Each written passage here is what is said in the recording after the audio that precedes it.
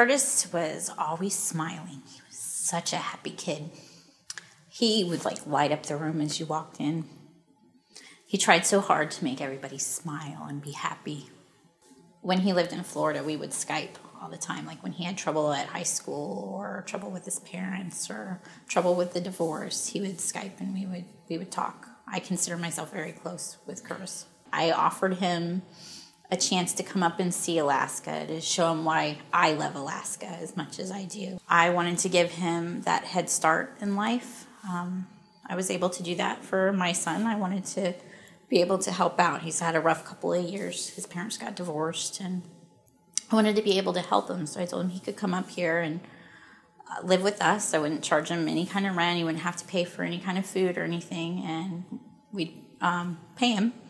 And he could learn a glass trade, something he could fall back on.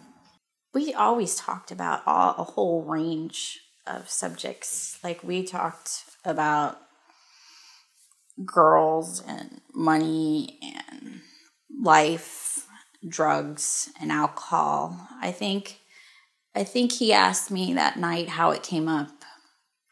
Did I ever worry about Jasmine? Would she get into trouble when she got in high school? Or did I worry about Ben? I think that's how the conversation started. I know previously, well over a year and a half ago, that he had experimented with spice. As a parent, as an aunt, as a business owner, I wanted so much for Kurtis. The world was at his feet. I wanted him to be so much. And I did not want to put that on him. So the whole time he was here, I prayed for God's will over him. I know at 18 years old, kids can't grasp the kind of things that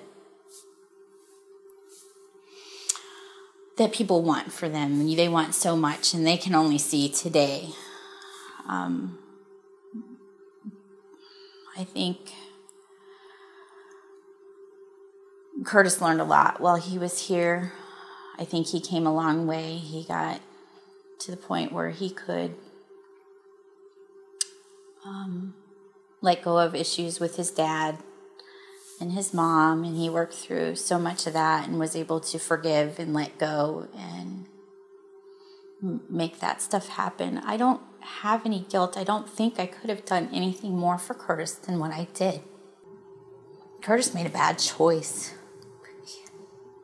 He did not deserve what happened to him. Lots of kids experiment with stuff they shouldn't.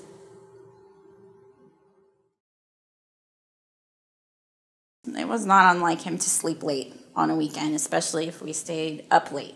So I really didn't think much of it. And I went down and I knocked on his door and I yelled, "Kurtis,"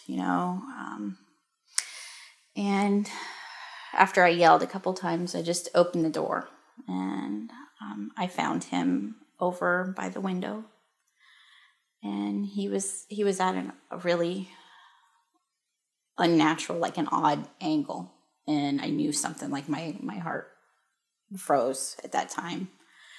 I screamed. I went over and I touched him, and I screamed for Lonnie to call 911.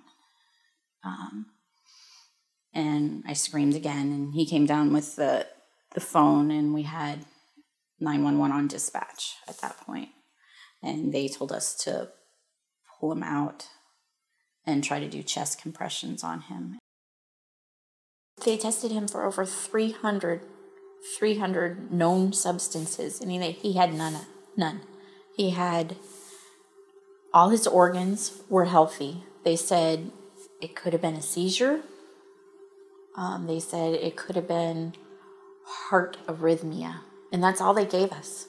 Even though they found the pipe was there, and we provided to him with the substance we found in the room. Is there not a reason why the pipe can't be tested, that they can't test what's in those packages to see what did it? I mean, they took all kinds of samples. Whatever hit him hard, hit him fast. The way we found him, he looked like he was standing at the window. The window was open just that much. And he looked like he was standing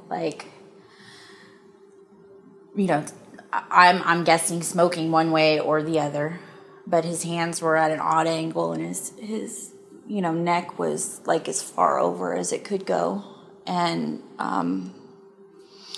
where he was standing, like his knees just kind of buckled, and his one leg was like over, like he just went, like whatever went, it was just boom. He was a healthy kid. The lighter was right there. The pipe was right there. He never had any kind of heart problems, never had any seizures, never had any of that prior to. And then we found the stuff, we found the pipe. In my mind, that's what it has to be.